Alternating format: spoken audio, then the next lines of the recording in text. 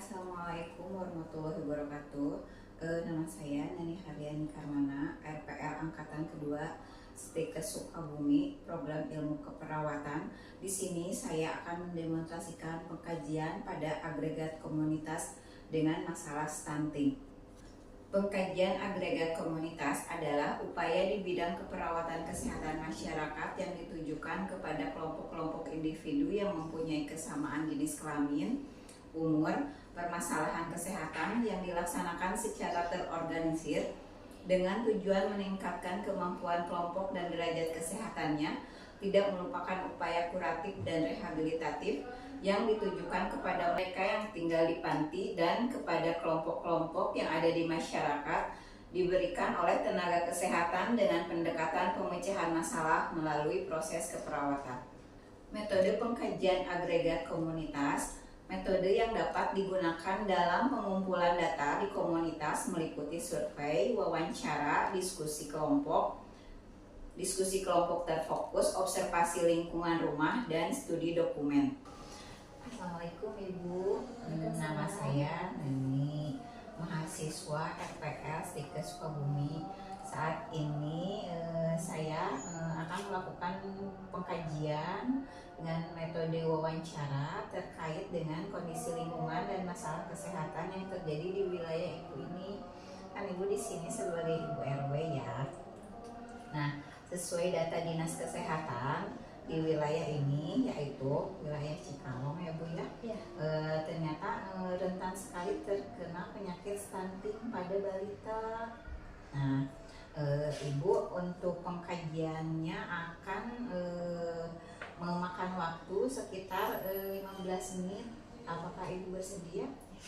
Mungkin kalau untuk tempatnya Ibu di sini aja ya, Ibu tidak keberatan? Oh iya, tidak keberatan. Terima kasih Bu sebelumnya atas waktunya. Nah, di sini untuk topiknya sendiri yaitu pengkajian terkait masalah stunting yang rentan terjadi di wilayah ini Bu.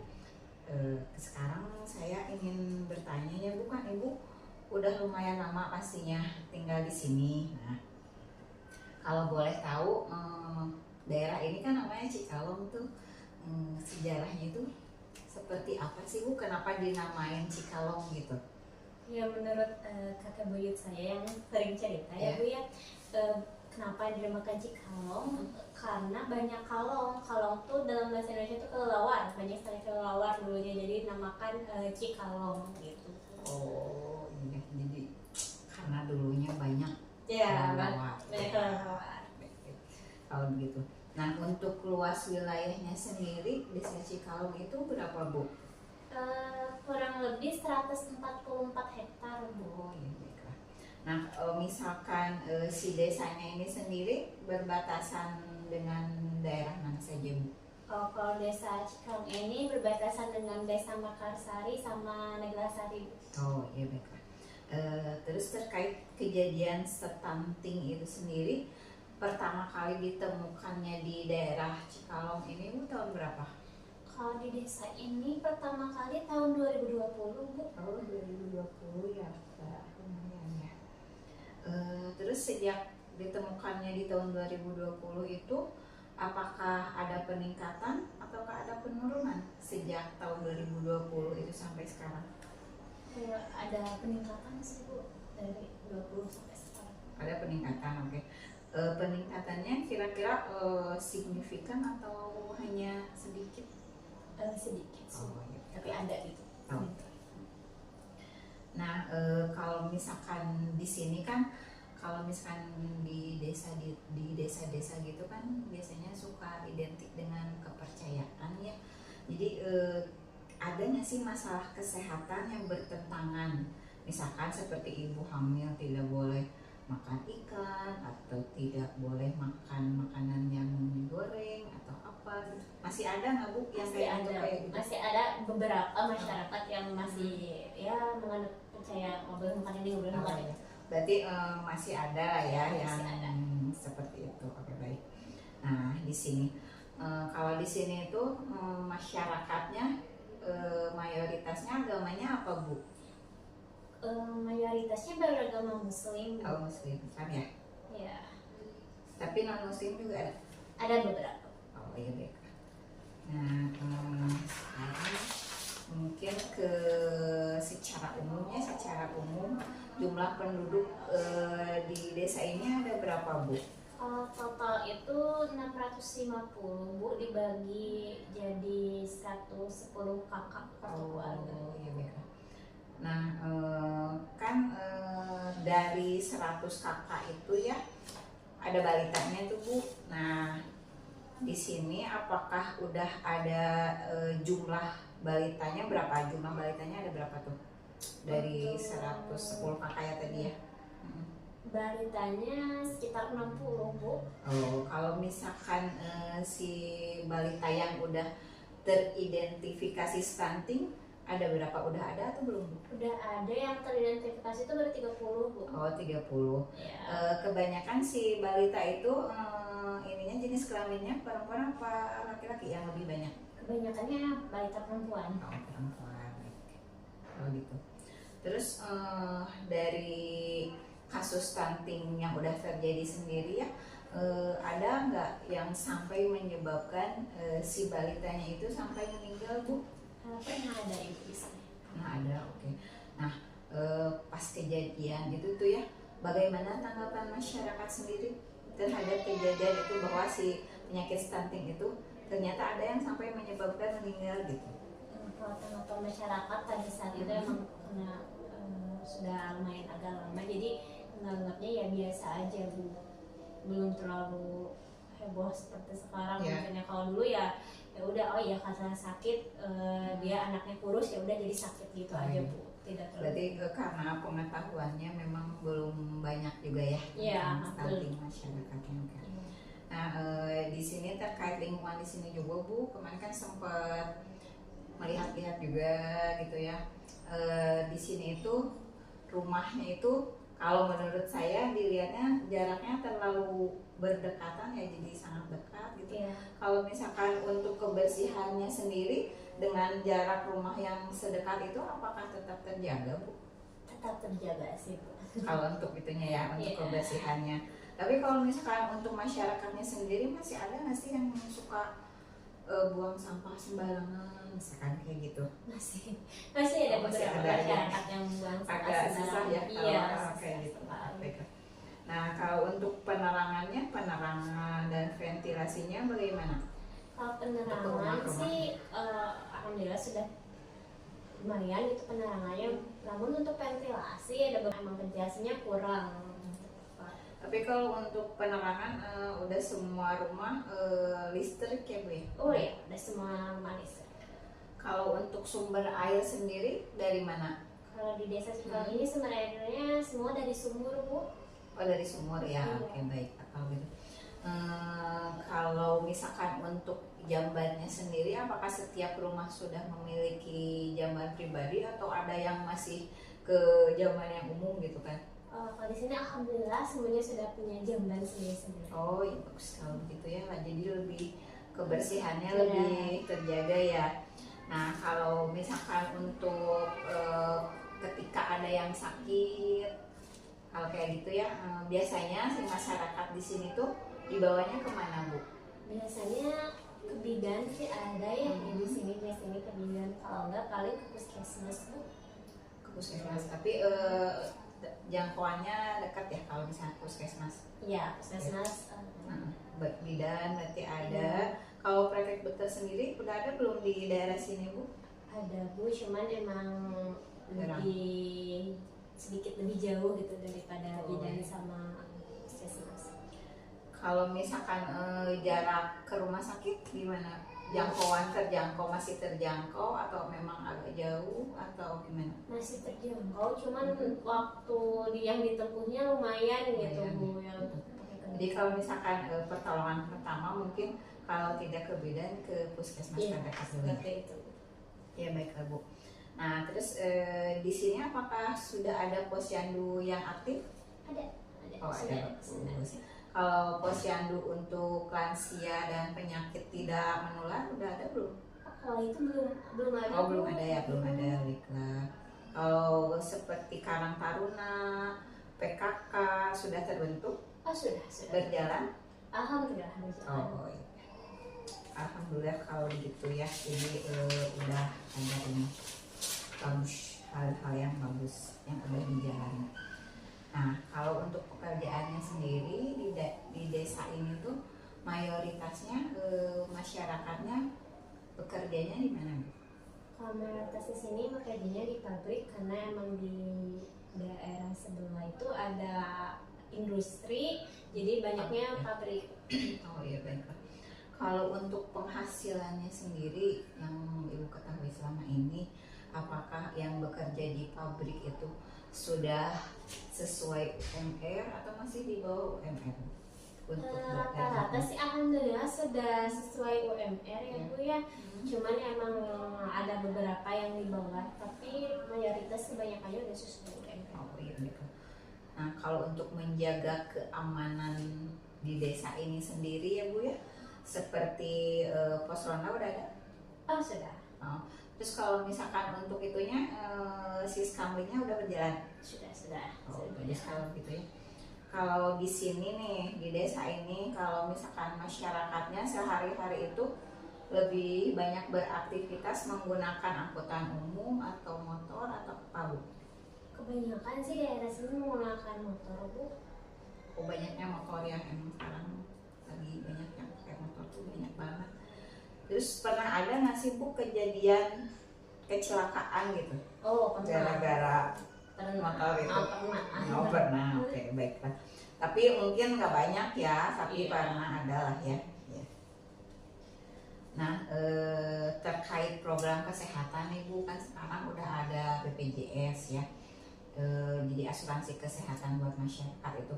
Nah, masyarakat di sini gimana Bu? Udah banyak yang masuk BPJS ataukah masih banyak yang belum tahu tentang BPJS? Sudah terlaksana apa belum program BPJS itu sendiri? Sudah terlaksana tapi baru dimulai Bu. Oh baru, Ya, tapi sudah mulai merintis ke situ ya? Sudah mulai. Ya, baiklah.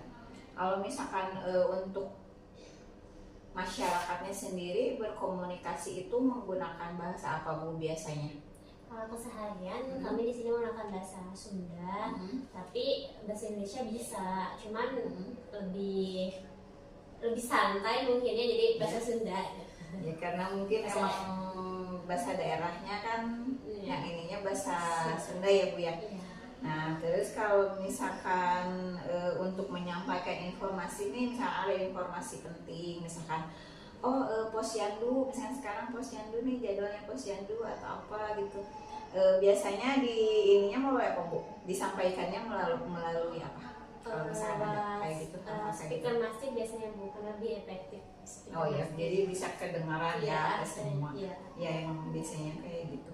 Terus kalau untuk pendidikannya sendiri nih, pendidikan mayoritas masyarakat di sini Bu, pendidikannya apa?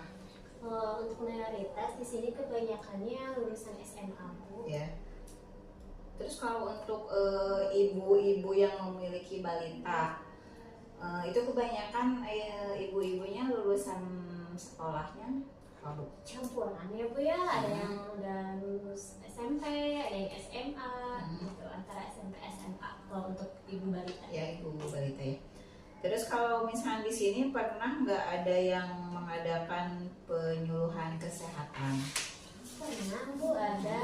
Cuman waktu itu penyuluhannya tentang yang tekanan darah tinggi sama yang gula itu Bu. Oh.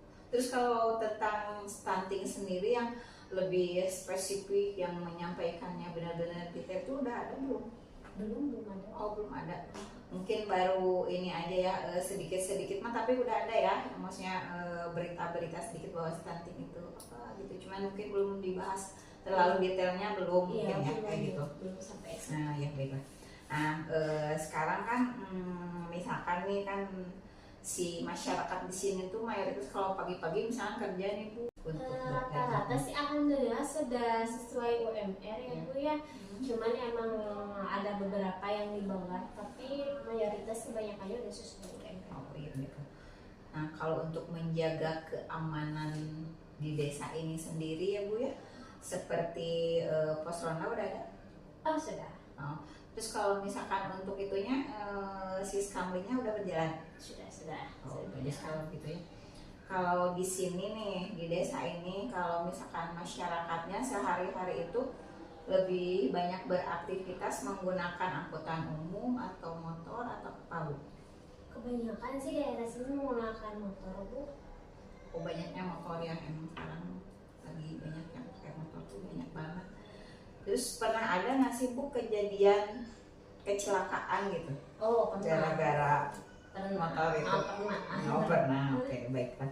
Tapi mungkin nggak banyak ya, tapi Iya. pernah ada lah ya. Ya. Nah terkait program kesehatan nih Bu, kan sekarang udah ada BPJS ya. Jadi asuransi kesehatan buat masyarakat itu. Nah masyarakat di sini gimana Bu? Udah banyak yang masuk BPJS ataukah masih banyak yang belum tahu tentang BPJS? Sudah terlaksana apa belum program Sudah BPJS itu sendiri? terlaksana tapi baru dimulai Bu. Oh baru, Iya, tapi baru. sudah mulai merintis ke situ Iya, ya? sudah mulai. Iya baiklah. Kalau misalkan untuk masyarakatnya sendiri berkomunikasi itu menggunakan bahasa apa Bu biasanya? Kalau keseharian kami di sini menggunakan bahasa Sunda, tapi bahasa Indonesia bisa, cuman lebih santai mungkin ya, jadi bahasa Sunda. Ya karena mungkin emang bahasa daerahnya kan yang ininya bahasa Sunda ya Bu ya. Iya. Nah terus kalau misalkan untuk menyampaikan informasi nih, misalkan ada informasi penting, misalkan posyandu, misalnya sekarang posyandu nih jadwalnya posyandu atau apa gitu, biasanya di ininya melalui apa Bu? Disampaikannya melalui apa? Kalau misalkan ada kayak gitu kan speaker masih biasanya bukan lebih efektif. Oh ya, jadi bisa kedengaran ya ke semua. Iya. Ya emang biasanya kayak gitu. Terus kalau untuk pendidikannya sendiri nih, pendidikan mayoritas masyarakat di sini Bu, pendidikannya apa? Untuk mayoritas di sini kebanyakannya lulusan SMA Bu. Ya.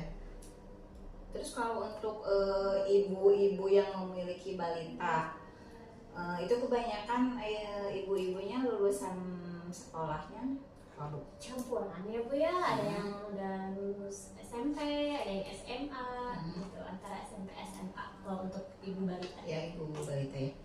Terus kalau misalnya di sini pernah nggak ada yang mengadakan penyuluhan kesehatan? Pernah Bu, ada, cuman waktu itu penyuluhannya tentang yang tekanan darah tinggi sama yang gula itu Bu. Oh. Terus kalau tentang stunting sendiri yang lebih spesifik yang menyampaikannya benar-benar detail itu udah ada belum? Belum ada. Oh belum ada. Mungkin baru ini aja ya sedikit-sedikit mah, tapi udah ada ya, maksudnya berita-berita sedikit bahwa stunting itu apa gitu. Cuman mungkin belum dibahas terlalu detailnya, belum mungkin ya kayak gitu. Belum sampai. Nah ya baiklah. Nah sekarang kan misalkan nih kan si masyarakat di sini tuh mayoritas kalau pagi-pagi misalnya kerja nih Bu, pagi-pagi tuh kerja sampai siang gitu kan pulang ke rumah. Nah sore-sore itu aktivitas si masyarakat di sini tuh biasanya di mana gitu, ngumpul atau ngapain Biasanya sih kalau sore masyarakat suka berkumpul, ada lapangan ya di dekat desa kami, ada lapangan yang cukup luas, jadi kita suka berolahraga, main bola.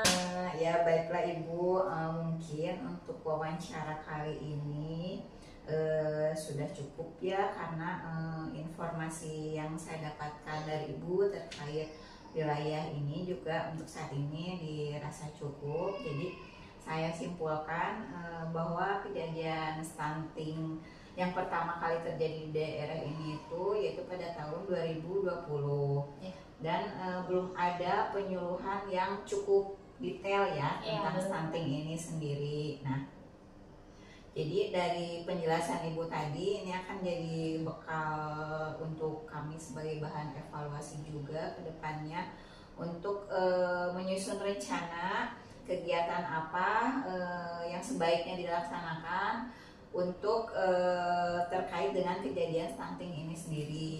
Nah, untuk lebih lanjut mungkin Bu nanti insya Allah nanti saya akan kesini lagi ya. Kalau Ibu bersedia mungkin Ibu kapan ada waktunya, soalnya kalau saya yang nentuin takutnya nanti ibu ini ya sedang sibuk atau sedang ada urusan atau sedang ada rapat gitu. Paling saya bisanya minggu depan itu di hari Senin pagi bisa. Boleh jam berapa ya Bu ya? Sekitar jam 10 Bu. Oh ya, baiklah. Nanti mungkin saya akan meminta ya Bu ya nama-nama balita yang emang sudah teridentifikasi atau beresiko menderita stunting gitu. Nggak apa-apa ya Bu ya, boleh ya? Boleh. Untuk saat ini mungkin saya cukupkan dulu ya Bu. Terima kasih banyak atas waktunya. Terima kasih banyak juga untuk informasinya. Mungkin jadi sampai ketemu lagi nanti ya Bu minggu depan. Mudah-mudahan kita semua dalam keadaan sehat. Ya, amin. Terima kasih ya Bu ya. Saya pamit. Assalamualaikum. Assalamualaikum. Sekian demonstrasi dari saya. Terima kasih. Wassalamualaikum warahmatullahi wabarakatuh.